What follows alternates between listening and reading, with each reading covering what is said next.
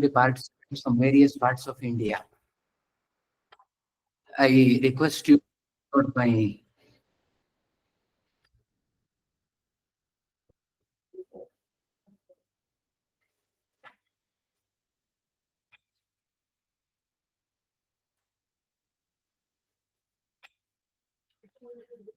Am I audible now?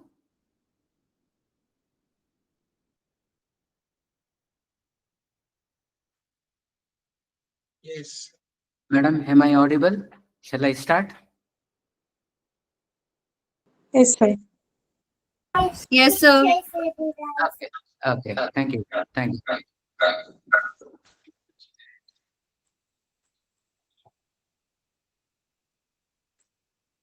As I have told you earlier, I first thank the Academy for giving me an opportunity, and I welcome participants. When I saw the names, I thought that they are from different parts of India, which I was expecting. So before starting the actual session, I will just give a small disclaimer. See, today I am going to speak something regards with the Indian knowledge system. It's a very huge subject. Within a span of 1 hour, not possible for me to convince all the people. So what I have done is I will give you a brief outing of Indian knowledge system, what Indian knowledge system means to you. And I very well know that each and every participants have a basic knowledge of this one. So I'm not going to basic details, but as a part of my lecture, I'm going to just touch upon certain parts over there. That's the first thing. Second thing is, I have a small disclaimer which has to be heard properly. One thing is, I concentrate today more on economic aspect, a part of Kautilya's Arthashastra. It's called as guilds or Shreni. Many might have been knowing about these things. I have been working on this since many. I got an opportunity to speak on it. So I think the subject that I'm going to cover today, which is economic, though I am a history expert, I have some knowledge of economics also. Therefore, I think that I am eligible to speak on this one. This is the one disclaimer which I wanted to pass on. And second thing, we are speaking of cultural aspect of India. Here, we should be very cautious. Good difference between culture and religion. It depends on interpretation. But definitely, I'm not going to speak on religion. I'm going to speak only on the cultural aspect of India. And culture includes our daily life also. That is why there may be a very thin layer between culture and religion. That has to be kept in mind while we keep it in mind, and you have to keep it in your mind while I deliver. This is my request to all the participants. Now, as a procedural aspect, which we follow in India, that is one thing. And second thing, with regards to the topic which we are talking today, a invocation is definitely necessary. What I have done here with this invocation and the next slide is, I will try to connect these two with the topic that we are going to discuss today. This invocation, before reading the invocation, I know it by heart, but before reading it to for people, those who doesn't know it, I will give a small background of that invocation. This is called as Dakshinamurti Stotra. As I have told you in my disclaimer, when I talk, it's of cultural, not a religious one. Dakshinamurti Stotra is the very later stotra written by Shankaracharya. So, this talks of a teacher, the quality of a teacher, the aspect of teaching community. Most of us are teachers. That's why I have selected this one. And second important thing is, naturally, the subject is connected with this one. So I will try to connect it somewhere in the middle of my lecture. I will go through the invocation first. Guruve sarva lokanam veshaje bhavaroginam nidaye sarva vidyanam dakshinamurtaye namaha. Dakshinamurtaye namaha. I am saluting to Lord Dakshinamurti. Dakshinamurti is a form of Shiva where he teaches oldest and wisest sages. That's important for me. Most of the participants today are wisest. I'm not talking of age. They are wisest. They are knowing the things. That's why I've selected this one. There is a small background for this Dakshinamurti Stotra. Shiva teaches the pupil, particularly sons of Brahma, who are already wisest. They come to Shiva while he was on a vacation. Vacation means his wife had gone to his mother's place, Maike. Naturally, Shiva was alone at that time. These people come and ask him to teach something.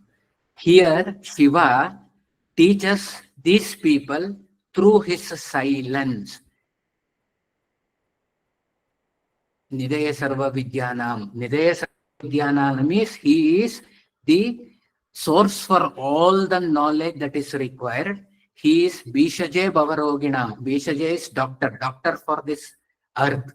Doctor for this earth. Shiva is the doctor for this earth. He is the repository of all the knowledge and is Guru for all the lokas, and he is Dakshinamurti who teaches silently. What message does this invocation gives to us? Here I can find there are a lot of metaphysical interpretation of this shloka, but I will give you only two important interpretations which is very well suits us or the subject that we are talking and the participants. The one is, it is to seek knowledge wherever it is available. That is what you people are doing. You are already, I have told you, you are wisest, you know things. Still you have come to seek the knowledge. So it implies that knowledge has to be sought wherever it is found. Second thing is ignorance. Ignorance is the real disease. As I have told you, Shiva acts as a doctor in this earth. So ignorance is the disease. So for that removal of ignorance, we have to go to a guru. Guru, Shiva is in form of guru, and that is guru acts as a guru acts as Bishaje Bhavaroginam. Bhavaroga is ignorance and Bishaje is a doctor. Guru acts as a doctor. So the real disease is the disease of ignorance, and Guru is the real doctor for all our alignments. So approach a Guru whenever you do. Nowadays we have artificial intelligence, lot of other things, but what which can be given by Guru, maybe in his silence through embedded message, cannot be given by this artificial intelligence or other things. Definitely it may help us. Even I too take the help of it. Issue, but this has to be kept in mind. This is a Sarvakalika Satya, a truth for all the. Okay, this I will try to connect it with the IKS, that is Indian Knowledge System, later on. Okay, next slide, ma'am. You are right. Next slide. Okay, now I will try to give two live examples, because somewhere while studying psychology, what I have studied is, instead of giving blind or dead examples, live examples will catch the attention of listeners. This is what I have learned. Therefore, I will try to give two live examples. Out of these two live examples, what I have done is, I have taken one example from a part of India called as Greater India. Most of the Southeast Asian countries, Thailand, I've taken the example of Thailand here, but it applies to most of the Southeast Asian countries, Thailand, Java, Bali, Sumatra, Indonesia, even up Malaya Peninsula. So that area is called as Southeast Asia. So I have taken that example, and that part of the Asian countries are called as Greater India. Lot of modern research is going on that one, and now a lot of things are coming out. So keep these things in your mind. Whenever you hear this one, you try to go through it wherever you hear it. Okay, now coming on to the example. One thing, I have taken it from Thailand. I have divided it into two parts. In the next slide, what I am going to do is, I have taken some recent examples of Indian knowledge system within India. So what I have done is, I have taken one example from outer part of India and one example from within India. So in case of Thailand, there is a background for me to select this particular country amongst the Southeast Asian countries. Indians mostly visit Thailand, and Indians are the uh, travelers who frequently visit this country. And what they do is to attract Indians. Thailand, what this does is it for a whole year celebrates various festivals. And I have taken the example of only two different types of festivals that is very common and which is related to India. It is not only related to India, it is with the Indian system also. One such particular example is of Songkran. Songkran is celebrated somewhere on 14th and 15th of April in Thailand. It resembles our Sankranti. Actually, why I have taken this example is Sankranti, we have references, historical references in India and in Greater India of celebrating Sankranti, which is one of the oldest festival that has been celebrated in the humankind. What is Sankranti? Sankranti is the passage of sun from one Rashi to Makar, particularly it comes to Makara Rashi. Even in India, it was celebrated during April earlier, but with the changes in astronomical things, now we are celebrating it somewhere in January. But Thailand people still holds the same old date of 14th to 15th March. So this is Sankramana. What does this represent? This represents that our ancient Indians had knowledge of movement of sun, not today, not maybe 2000 years earlier. It was very earlier than 2000 years. Because as I have told you, Sankranti reference has been from some 4,000 to 5,000 years ago. That is, we were that much advanced in science when no other countries or no other places, no other people in the world were advanced.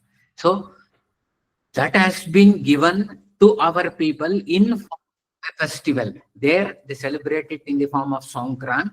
We in India celebrate it in the form of Sankranti. And again, it has very different aspects. It has economical aspect. It has cultural aspect. It has social aspect. That can be discussed somewhere else. But definitely, that has been handed over through all these generations. Means Sankranti represents the scientific achievements of Indians, and that has been even celebrated not only in India, even outside India. Similarly, the second example is Loi Kotong. Loi is something to float. Kotong is a boat or a small thing made out of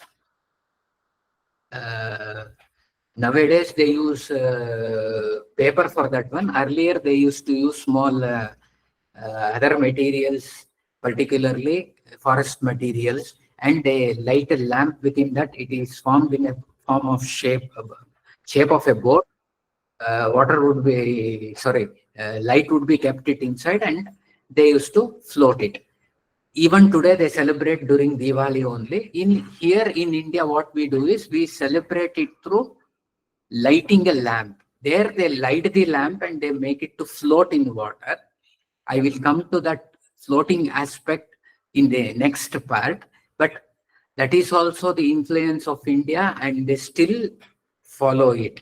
But the method that has been adopted there is slightly different, and the method that we adopt here, we light it because November, December will be very darkish, and to lighten the area, we use diyas in India. But there, the entire thing is different, which I will be explaining in a later stage. And Monkey Buffet Festival, everybody in this modern age of social media, everybody knows what is Monkey Buffet Festival, and therefore I'm not going to explain. Now I'm coming to the second part. This will be connected later on with Loi Kotong. This celebration is called as Boita Bandhana. Boita Bandhana is done in Oriya and some parts of Bengal. It is nothing but boat worship. Boita is boat, Bandhana is worship, boat worship. What is the science behind this one? See, we see Boita Bandhana or Loy Kotang in form of cultural aspect. But as I had earlier said it to you, I have made it very clear that science is the actual background for Boita Bandhana. To understand this, we have to understand geography of our area. There is a Tibet plateau in northern part of India. From there, 6 months of the year, we receive uh, air which is termed as trade winds that starts from somewhere in Tibet plateau. It moves towards the eastern coast of India. From eastern coast of India, the trade wind moves towards the greater India, which I was speaking earlier, that is Southeast Asian countries. This was very clearly observed by our ancients. So to use that one, what they used to do is they used to build huge boats which were not mechanical. That is why I am talking of this one. They used to build huge boats. And as you know, India, because the topic of today is Shreni, as I have told you, it's something which is related with trade, merchants, and their dharma. Dharma is constitution. I'll speak to it later on. But to understand that one, we have to understand this cultural aspect. So trading with foreign countries is not a new thing to Indians. So for that, our scientific knowledge definitely helped us. Instead of building, because our culture, or so rather our civilization was not that much advanced when this Boita Bandha began. We had boats, we had huge boats which were made by a particular wood which was available in the eastern coast. It was built manually, no machines were used. But to run the boats, we did not have any machines, and naturally we used the nature for it. So for that we have to have science. For 6 months, as I have told you, the wind used to blow from, even today it has, but it has slightly changed now. What we find in our ancient text and what we observe today, there is a slight change, but majority of it is still true. From that plateau which I was speaking, Tibet plateau, it passes through eastern coast and move towards. So at that time, our merchants from South India used to collect things here and they used to travel towards Southeast Asian countries. Many of them would reach Thailand, now come to Loy Katang. After 6 months, roughly during Deepavali, the position of the earth changes and the direction gets reversed. When the direction gets reversed, the same trade winds which earlier used to blow towards Southeast Asia now blows towards India. That is the time when they, after 6 months, they leave that place and they travel back to India. How has to be this represented? So I will come to an aspect called as colonization, because you keep this thing in your mind. Colonization is a concept which has been imposed upon us. See, here in this case, what I am going to tell you is we too had colonized Southeast Asian countries. We have a lot of archaeological references for it, but still Southeast Asian people love us. Why? We did not harm them. Even though we colonized them, we helped them in their, definitely, we were in a good position. We could earn lot of money. I don't deny that one, because when I speak of Shreni, when I speak of a trader, he is one who is for profit. That is undoubtable. But at the same time, we, like other colonizers, because India was later on colonized, all the other parts of world were colonized, and now you know the reaction of the local people against the colonizers. We don't love Britishers, definitely, but people in Southeast Asia still love us. Why? We did not harm them. That is the important message that I wanted to convey in this thing. So they used to give a very good send off That send-off is Baitavandana. Same festival is reversed. It is followed in Oriya and some parts of West Bengal, as I have told you earlier.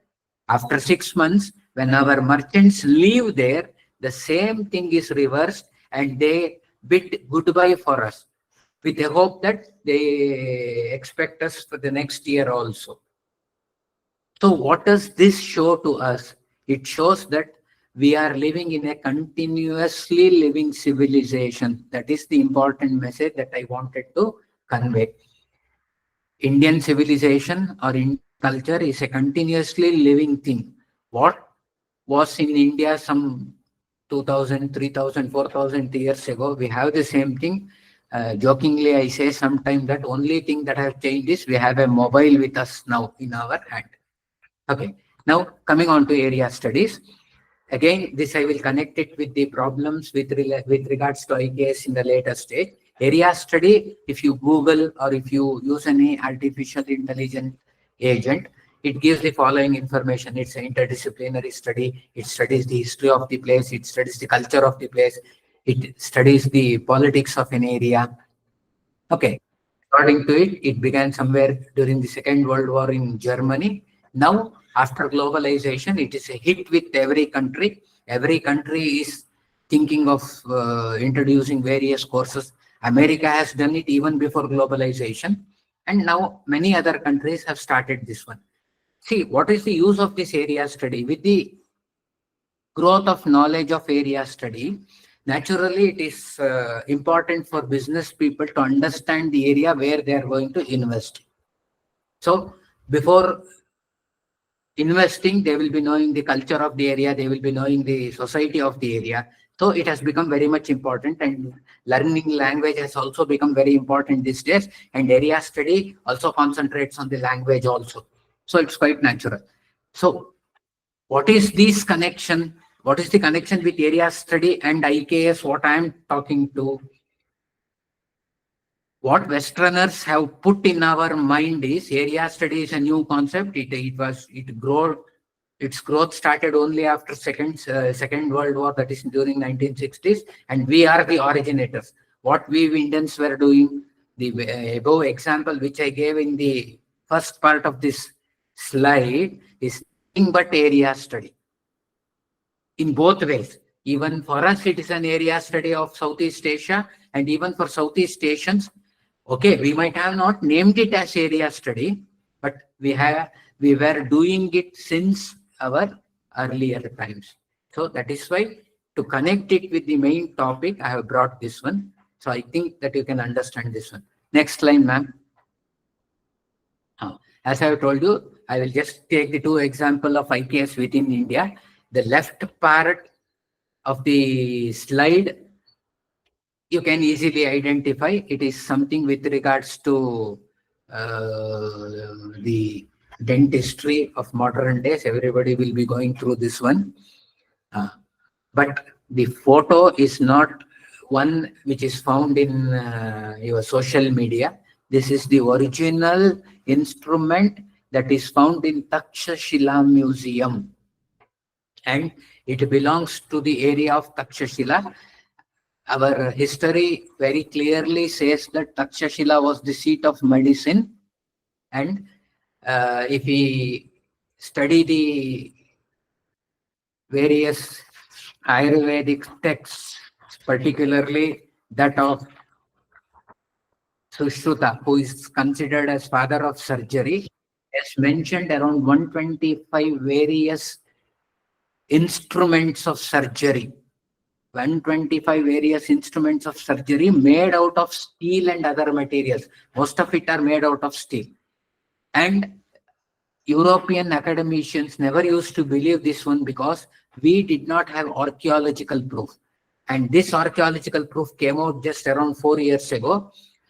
And the person responsible for this was an Afghan doctor by name Hashmi.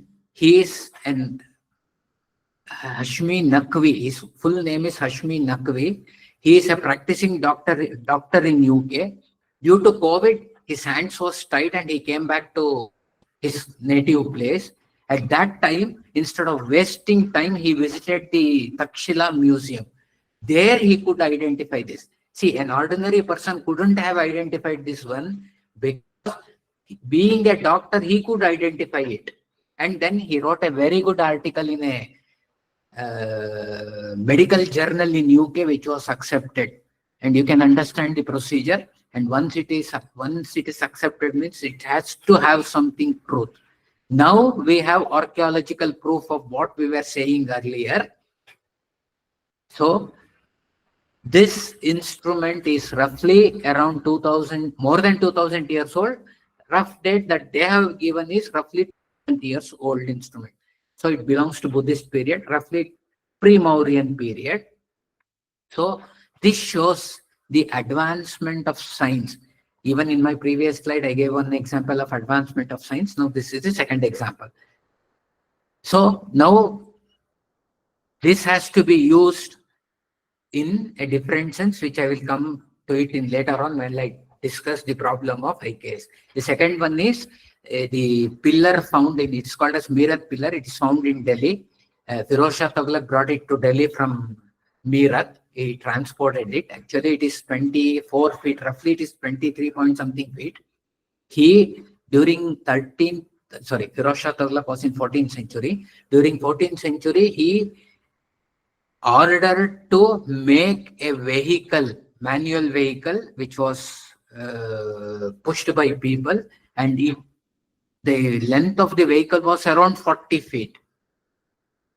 He could understand the historical significance. He brought two pillars to Delhi from various parts of India. I'm talking of only this pillar. This is called as Meerut pillar. It was found in Meerut, somewhere near to Delhi. Therefore, it's called as Meerut pillar, and it was placed in Old Delhi. Now it's in Old Delhi, very near to Qutub Minar. Now, what is the importance of this pillar? The importance of pillar is the whole 23 or something feet, roughly 24 feet, is a single block created in iron. It's an iron pillar. It's a single block. Assume that it's roughly around 2000 years old, and we could create a pillar that to a single mold. I'm talking of mold. It's single mold. It's around 24 feet. And the importance of this is, in spite of being in heat, dust, because Delhi is famous for heat, dust, Babar. That is what Babar has written in his Babar Nama. Heat, dust. He could not, because he comes from a very cooler Samarkand. He comes from Samarkand. It's a very cool place. And he could not adjust in Delhi. He writes, the problem with Delhi are two-folded. One is the heat and dust of Delhi. Second thing, the bread, that is the food that he eats, is not available in Delhi. So this pillar has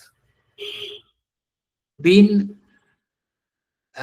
subjected to this heat and dust for last 2000 years, and no rust is found on the surface of this pillar. That is, again, I'm coming to science. Indians were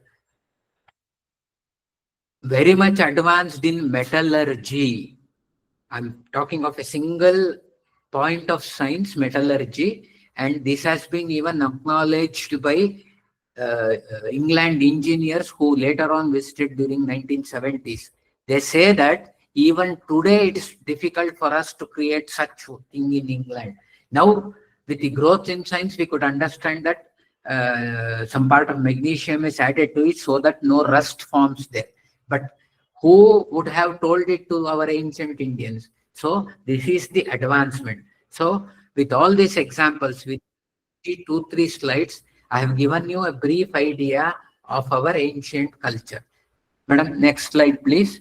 Now, I don't want to go through this introduction. This is a very simple thing. This is because academical aspect needs this one. This is a definition of what Indian knowledge system. It refers to a vast repository of knowledge. You will be experiencing that one already. It includes wisdom, practices that has been in our culture and been passed through oral this thing. Here I have used the word Greater India because they have taken the example of Southeast Asian countries, all those were included in Greater India. And what are the subjects that is included? Everybody knows this: mathematics, science, technology. I have already in this example, I have taken the example Ayurveda and science and some social practices, traditions. But hundreds of examples can be given and everybody will be knowing it also. I have taken some special examples only.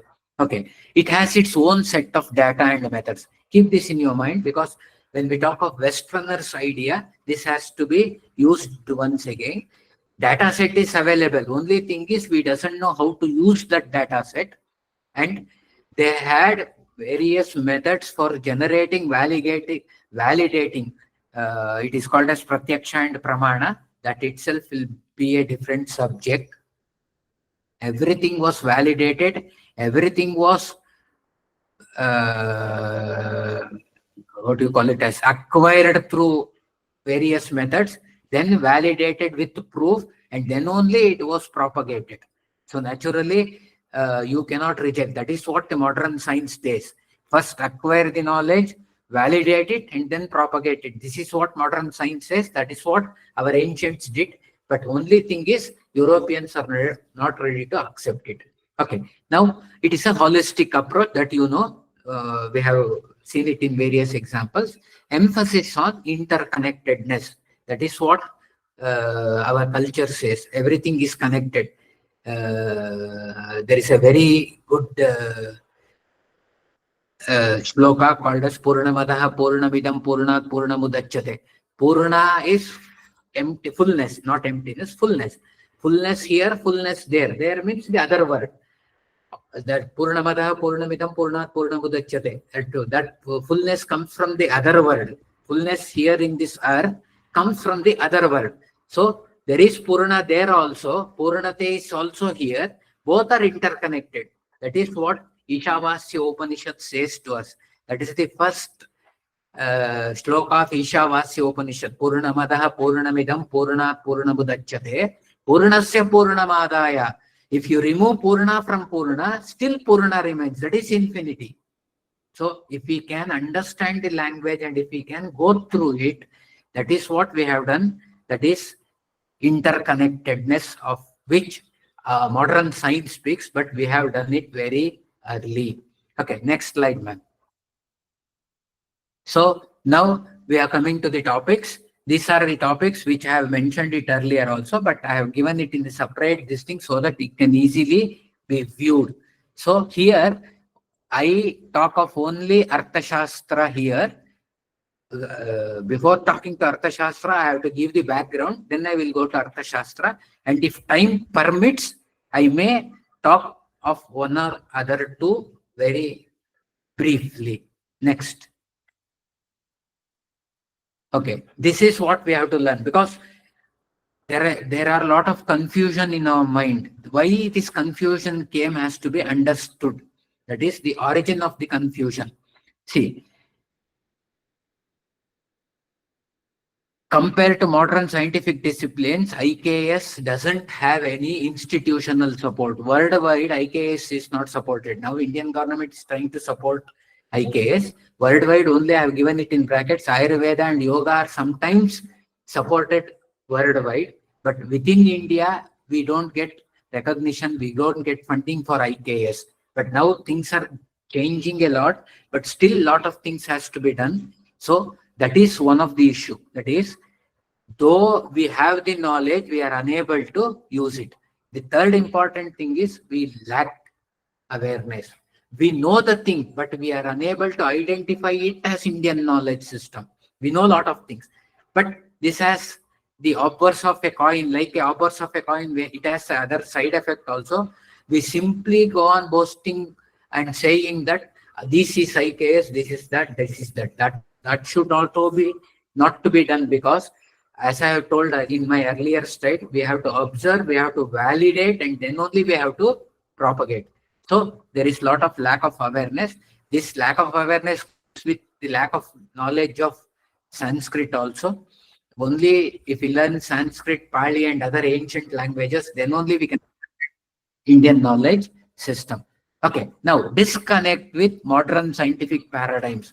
This is sometimes said that Indian knowledge system is not famous because it doesn't connect with science. But as I have proved in my previous slides, it is definitely science. It has modern paradigms also. One Pratyaksha Pramana, which I was speaking, is modern scientific paradigm itself. The only difference is the wordings. They use different words, high sounding words, which we don't use. That is why we may not be able to put forth our theories. So that has to be done, that has to be cleared now. Okay. And we have to encourage a shift in public outlook. We are always overshadowed. Sorry, I left one thing. We are always overshadowed by Western thought. This is what I'm going to speak today.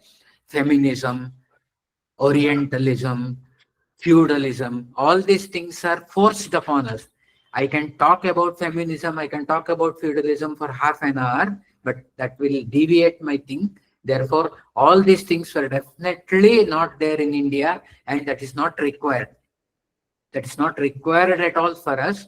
But the shift has to be done in public mind and public outlook because we have been fed with wrong information. In the next slide, I'm going to show you how we were fed with wrong information.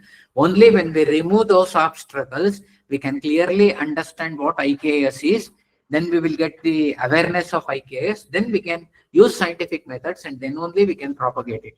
As I will once again tell you very clearly that we will speak of something which has only scientific background. We will follow their method only, and we will try to think of IKS in their background. Okay, to encourage the use of time-tested knowledge. This is the encouragement is not there for IKS, so encouragement is needed for IKS. Next slide, ma'am. Okay, this IKS was transmitted. The story of how Indian knowledge system.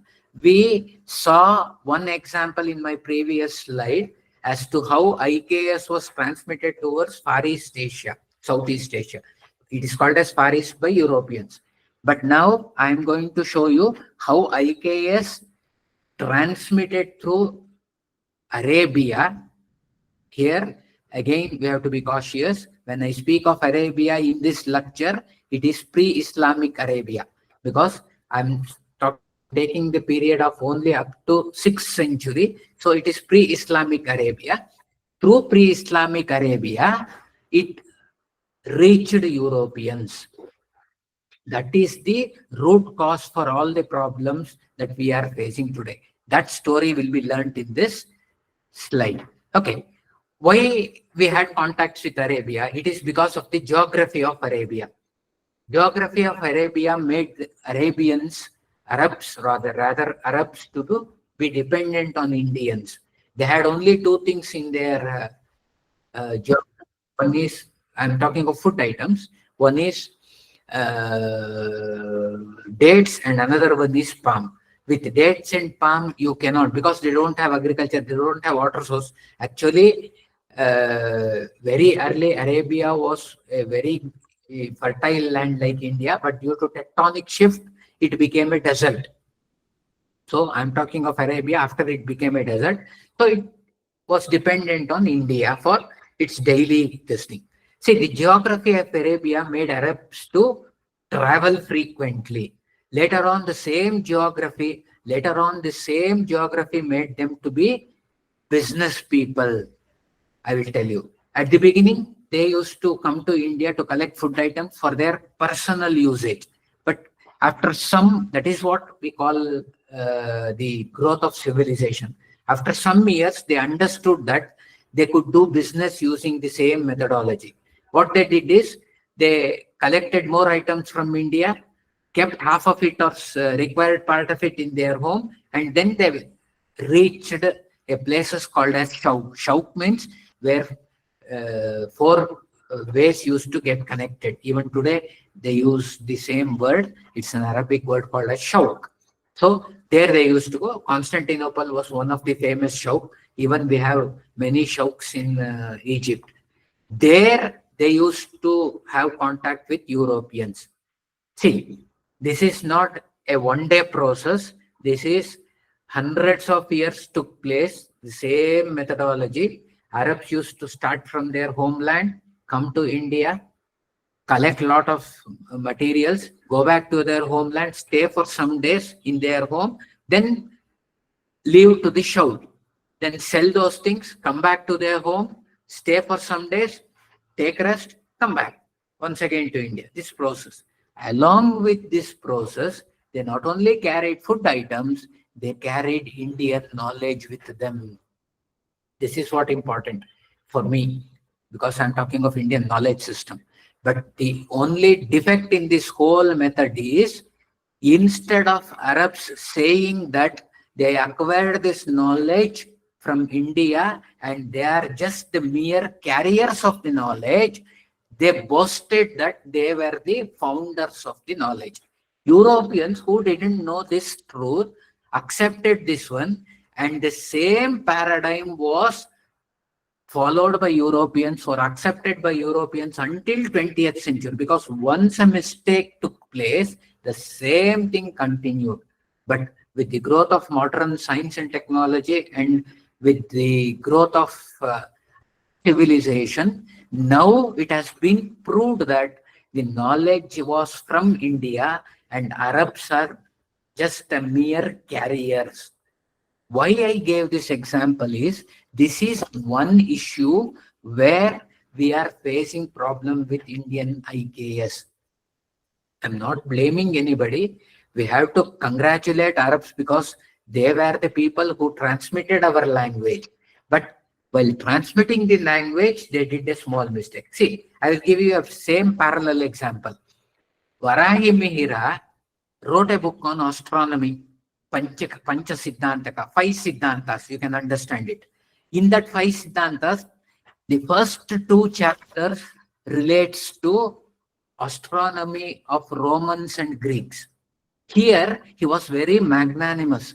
He really accepted it, and he could have clearly said that these things are Indian. Nobody would have questioned him, or nobody would have confronted him, because by the time he wrote Pancha Siddhantaka, Roman Empire had declined. But he was glorious enough to accept its acknowledgement, and he clearly says that this is the astronomy that has been practiced in Roman and Greek Empire, and I'm just giving it to you. And in the 3rd, 4th, and 5th chapter, he speaks of Indian astronomy. Why I gave this example? Compare the same example with this IKS. Had Arabs did this one, our IKS in 21st century would have grown much faster than we expected today. Okay, next slide. Second mistake was done by Al-Biruni. He wrote a book called Kitab-i-Hind. He came to India. He was a historian, no doubt, and he did a magnanimous work because he accompanied an invader. He came with an invader. He collected whatever he knew, he collected.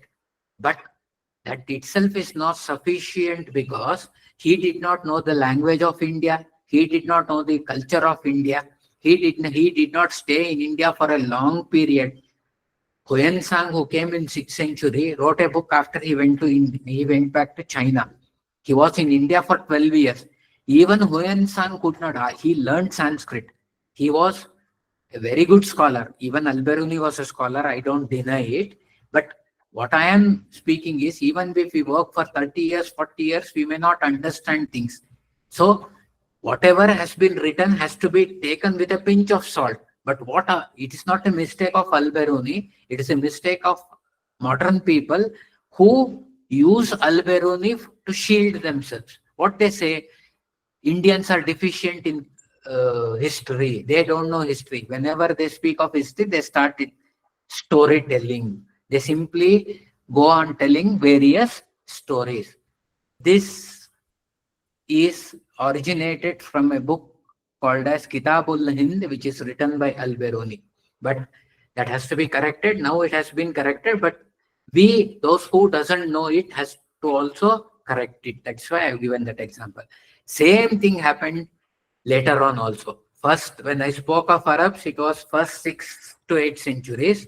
Al-Biruni came to India in 10th century. Afterwards, we were colonized by Europeans, and in 18th century also, the same atmosphere was there. I will take the example of Sir William Jones. William Jones was the judge for Supreme Court in Calcutta. Luckily, he had the knowledge of Sanskrit as well as Persia. Even after coming to India, he learned Persia and Persian language and Sanskrit language in Calcutta. He translates Abhignana Shakuntala. Abhignana Shakuntala, as you know, is a drama written by Kalidasa that created a very big hue and cry in Europe, because the word Abhignana is a gnana, a knowledge of remembering what is lost. Remembering what is lost. Abhignana, a knowledge to remember. That is you are remembering it after you have lost it. That is Abhignana. Until the end of 18th century, if we turn the dictionary of Europeans, there is no parallel word for Abhignanam in English. This is what I wanted. This is the stern message that I want to pass to you. Okay, he translated. I don't agree. I don't deny it. But how would have been the translation at the end of 18th century, somewhere in not in English, but in another European language, we come across a word called as agnoresis. Agnoresis is very similar to Abhignana. That is at the end of 18th century, and in 18th century, this translation has already taken place. So just ponder over this example. When they did not have sufficient or synonym words to translate, they did it, and they acquired that knowledge using wrong translations. That came back to India, and we are learning, because they taught us English, we are learning the same wrong knowledge, and we are forgetting our Indian knowledge system. I have mentioned of Asiatic Society, it was he who established it, but whatever they did had drawbacks. What are the drawbacks? The first drawback is the policy of the company itself. Company had projected Indians as a very backward country over there in Europe, because every 20 years they were supposed to renew their licenses. So Parliament was already established in England, and to get permission Parliament, they started storytelling. They said that there is caste system, there is that thing, there is this thing, sati is practiced. There are no examples of practice of sati during East India Company, but still it was history by that time itself, but still they propagate it like anything, because they had their own agenda. That agenda was they had to renew their license after 20 years. So these wrong translations, though it was wrong, gave a different idea altogether. It highlighted India in a higher pitch. What was taught by East India Company in Europe was entirely different. This, even I'm telling you that the translation was wrong, but it gave a different. So citizens of Europe, particularly in England, they were enlightened. They understood the dualism. Whatever is coming through translations, literary translations, gives a different picture of India. Whatever the rulers are saying in India gives a different picture. So that created a dualism, and now the company changes its policy and they start writing the history of India to suit their needs. They had these problems. I have mentioned the problem with chronology, because they start with Mauryan period, which is very near to their history. But our history has history before pre-Mauryan period, before Mauryan period, that has been not highlighted by these people because they wanted to show their greatness. Again, they had problem with their religious belief. They had learned something that even we do have problem with our religious belief. But as a historian, I have to keep my religion separate. and I have to think of history separately. That has to be done. Even the famous sociologist from Mysore, M.N. Srinivasan, he says that, he says it very clearly. Religion is like a shirt. I will keep it in my home. I will keep it. I will wear it when I am outside. When I come into my home, I will keep it separately and I will do it. My things are different. That is a famous statement of M.N. Srinivasan. Okay. Now, racial superiority was another issue with them because they believed that they were of a superior race. Indians are blacks, white people. That is what the providence theory, which I have given earlier in the center of slide. Providence theory is something related to religion, where white people are destined to rule these black people. That is what is been recorded in England Parliament. So the dualism is very clear here. Whatever is coming through the translations of literature, through history, is giving a different picture. It's though it is slightly though it is slightly wrong, but it's giving a good picture of Indians among Europeans. But whatever coming from official history, whatever is coming from East India Company's mouth gives a different picture. It's a different, totally opposite picture. This dualism has hurt our Indian knowledge system. The repair has to be done now. Next slide. So, application of IKS in geography, because geography I was talking of Arabs. So geography was important. Geography is an important aspect of IKS. Here, I will go to the example directly because we are already consumed a lot of time. I will go to this example of Nadi Sukta. I will take the only one example. How ancient Indians, my earlier slides, I have proved that ancient Indians had the knowledge of science and other technology and other things. Now I am trying to show you that ancient Indians had the knowledge of geography very well, very well. The first example may be taken is the poem of Kalidasa.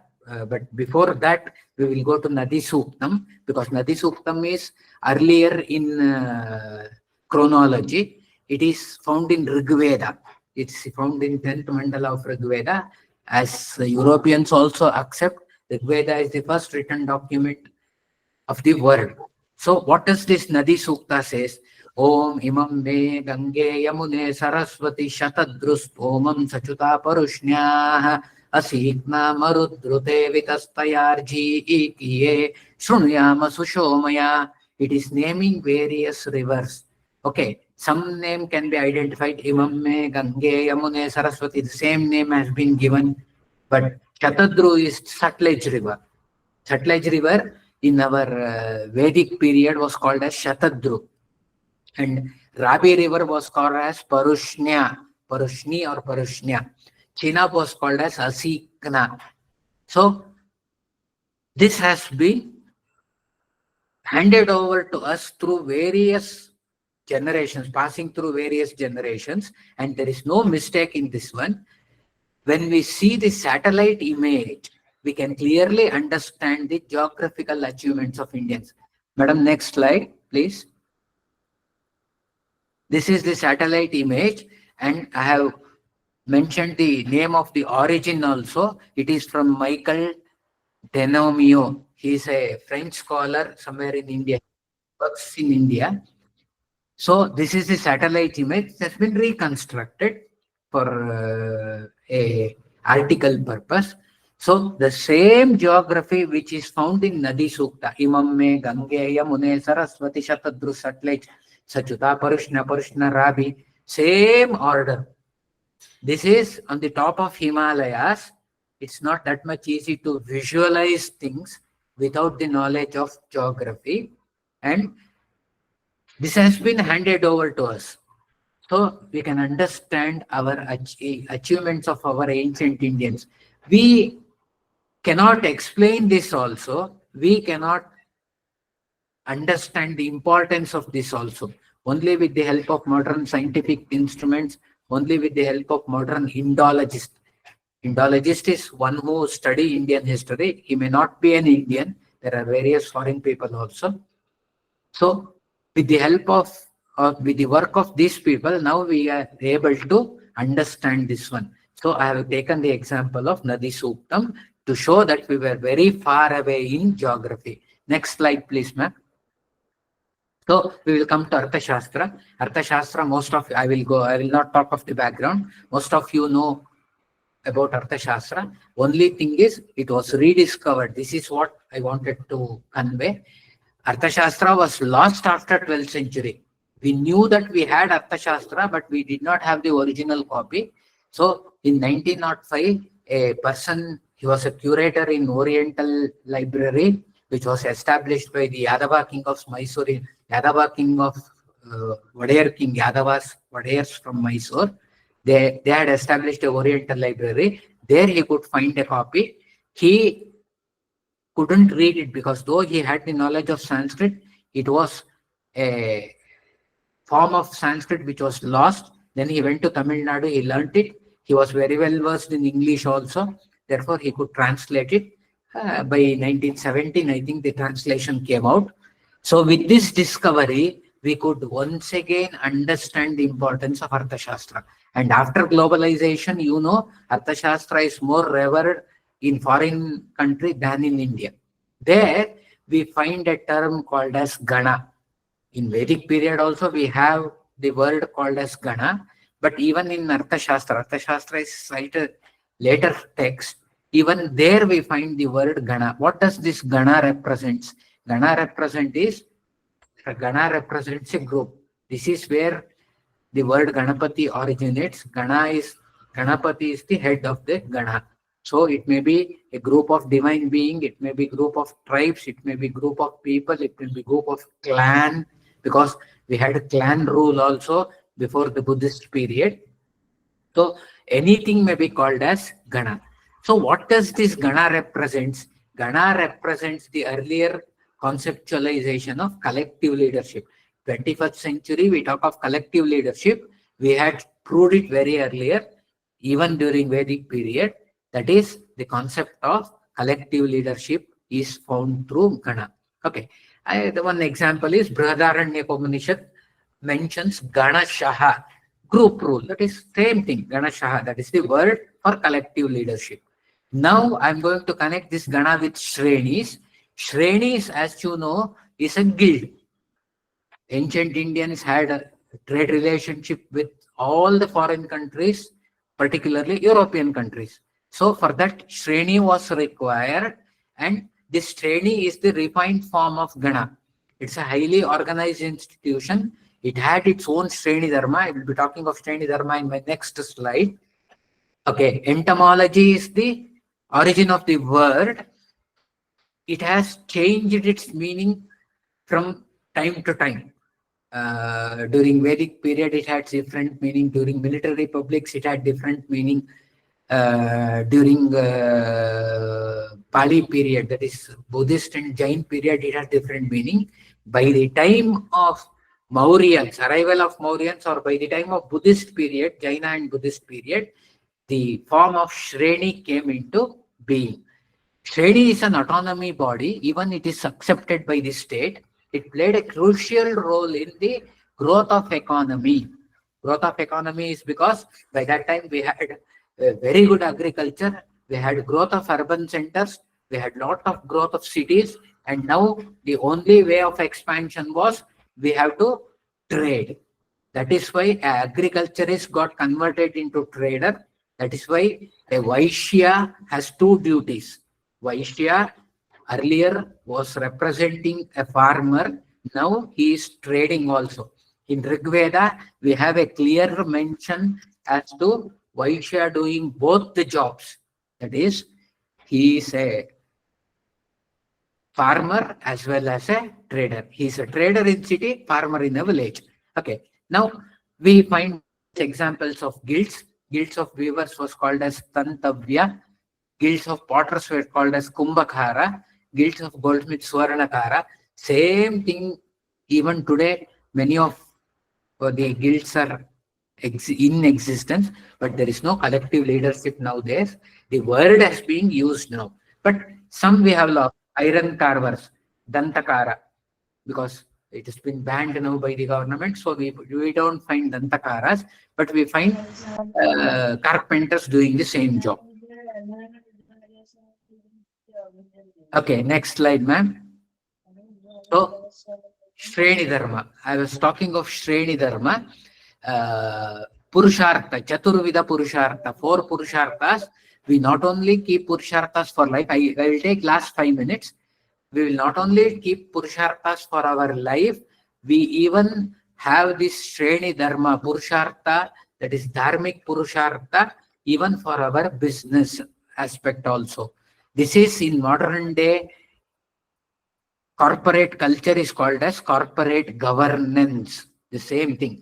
When you are going to invest money in share market, if you are very cautious, you have to first observe corporate governance of the company. If the corporate governance of the company is good, then only you are going to invest. Otherwise, it will become the second Satyam computer-like company.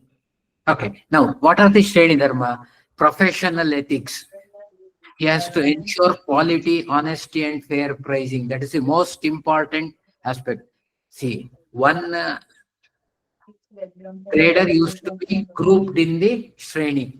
So all the traders were expected to ensure quality, honesty, and fair pricing. Similarly, mutual support. He has to aid the members. There is no competition within your Shreni. You have to aid the other members of your community also. Training and apprenticeship is given to new entrants and even for old people. That is transfer of technology, what we talk of today. Transferring skills to younger generation, maybe to your same family members or new entrant. Social responsibility. Today we speak of corporate social responsibility. It has been now a rule that 5% of your post tax paid profit has to be kept for social responsibility. This was please, please switch off your mic.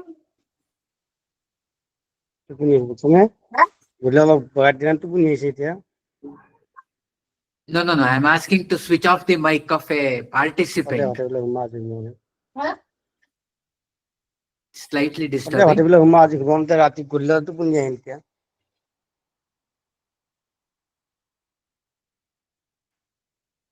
Okay. Am I audible now? Am I audible? Yes, sir. So please go to that previous slide. I have not come to conclusion. I was deviated by this. No, the previous one. Shreni Dharma. I'll take last 5 minutes. Okay. So these are the thing even for which terminology is available in modern business also. There are 2 types of merchant. One was common shopkeeper who used to be found in every nook and corner of India, and they were traveling salesperson, Sartavaha. That itself is a huge story. Caravan, it's called as caravan. Even Arabs later on used the same word. We had caravan prior to Arabs. Sartavaha. Sartavaha. Sartav is caravan. Sartavaha is the leader of caravan, and Sangartika is the trader. So, based on these 3 people, a group used to be created called as Shreni. They always used to be together so that their business interest is always kept in front so that they could do business very easily. Next slide, please. So, what are the activities that has been that was done by this Shrenis has been denoted here? Public work, all the 5 dharmas which I mentioned earlier in Shreni Dharma is reflected here. They used to build temples, they used to have public utilities, they provided raw materials to the new entrants, they even marketed the thing so that one same quality and same price is maintained all over the India. Apprenticeship method was also followed earlier, and they used to they used to act as a bank also. They accepted deposit, they lent money. We have a lot of archaeological sources for this, particularly in Pali and Sanskrit. We find many inscriptions with regards to this one. So they acted as a bank also. They had even permission to issue coins and seals. Okay. And the last one is Adhisthana. Adhisthana is something which relates to administration, and representative of guilds were found in administration in various stages. Arthashastra mentions it, various other texts mentions it. So a representative from the guild used to always highlight their importance within the administration. Next slide. So 5 types of merchants: guilds, crafts, professional guilds. I've given the examples. Also banking and financials were different. Religious and charitable guilds used to be present. They did different jobs, but altogether all these 5 were called as Shrenis. The significance is also mentioned here. So through this, India could reach to a very good position, and the GDP of India was very good during ancient period, and this was true until 12th century. But after 12th century, we find the decline of guilds in India. Next slide. So I'm coming to the conclusion part. So now I think it was not that much easy. I could understand it, but I think that I have conveyed a message what Indian knowledge system is to you people by giving various examples. In fact, I wanted to concentrate more on the Shreni, but I think I lost somewhere in the middle. Sorry for that one. And I will conclude my talk. And now the session is open for questioning.